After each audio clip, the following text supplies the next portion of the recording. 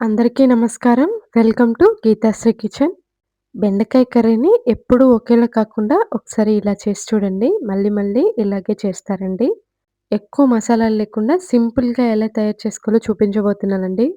చూడండి gravy consistency ఎంత చక్కగా ఉందో. లేట్ చేయకుండా వీడియోలోకెళ్ళిపోదాం. వీడియో చూసే ముందు ఒక లైక్ చేయండి ప్లీజ్. ముందుగా ఒక మిక్సీ జార్ తీసుకొని అందులోకి పెద్ద సైజు ఉల్లిపాయ, అలాగే 2 టమాటాలని ఇలా ముక్కలుగా కట్ చేసి వేసుకోవాలండి. ఇప్పుడు దీన్ని మొత్తం అంతా కూడా ఈ విధంగా మిక్సీ పట్టేసి ఒక గిన్నెలోకి వేసుకోవాలి.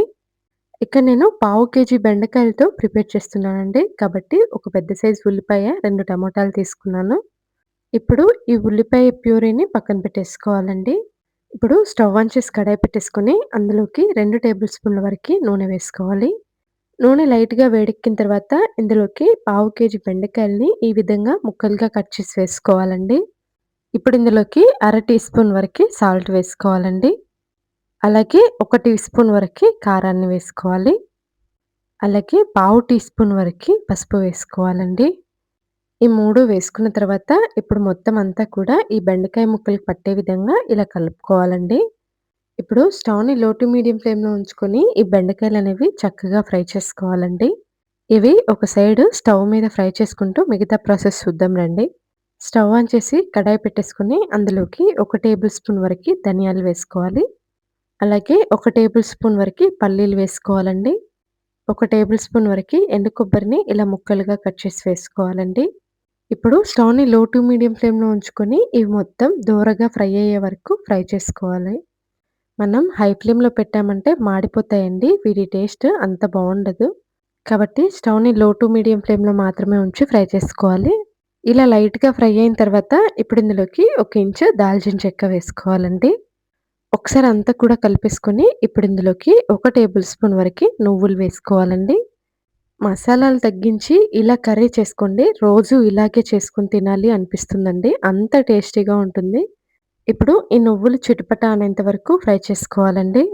నువ్వులు లైట్‌గా గోల్డెన్ కలర్‌లోకి వస్తే సరిపోతుందండి. ఇక్కడ నేను కలర్ మారిన తర్వాత తీసి చూపిస్తున్నాను చూడండి.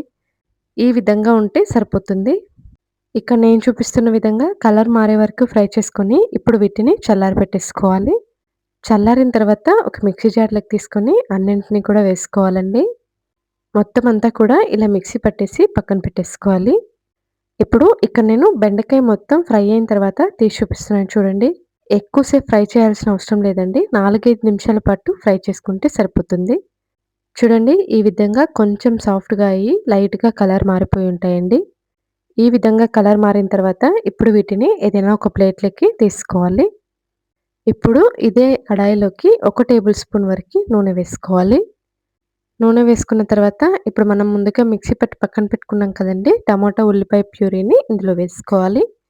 ఇప్పుడు ఈ ప్యూరీలోకి పావు టీ స్పూన్ వరకి పసుపు వేసుకోవాలి. అలాగే ఒక టీ స్పూన్ వరకి కారాన్ని వేసుకోవాలండి. అలాగే ఒక టీ స్పూన్ వరకి సాల్ట్ వేసుకోవాలండి. ఇక్కడ నేను కొలతలొచ్చేసి పావు కేజీకి చెప్తున్నానండి. ఇప్పుడు స్టవ్‌ని మీడియం టు హై ఫ్లేమ్‌లో ఉంచుకొని ఇలా ఆయిల్ పైకి తేలే వరకు బాగా ఉడికించుకోవాలండి. ఇక్కడ నేను చూపిస్తున్న విధంగా బబుల్స్ ఫార్మ్ అయ్యి ఈ విధంగా ఉన్నప్పుడు ఇప్పుడు ఇందులోకి మనం ముందుగా మిక్సీ పట్టి పక్కన పెట్టుకున్న మసాలా పొడిని వేసుకోవాలి. ఇప్పుడు మొత్తం అంతా కూడా కలిసే విధంగా కలుపుకోవాలండి. దీన్ని కూడా ఓ 2 నిమిషాల పాటు ఈ ప్యూరీలో ఉడికించుకోవాలండి.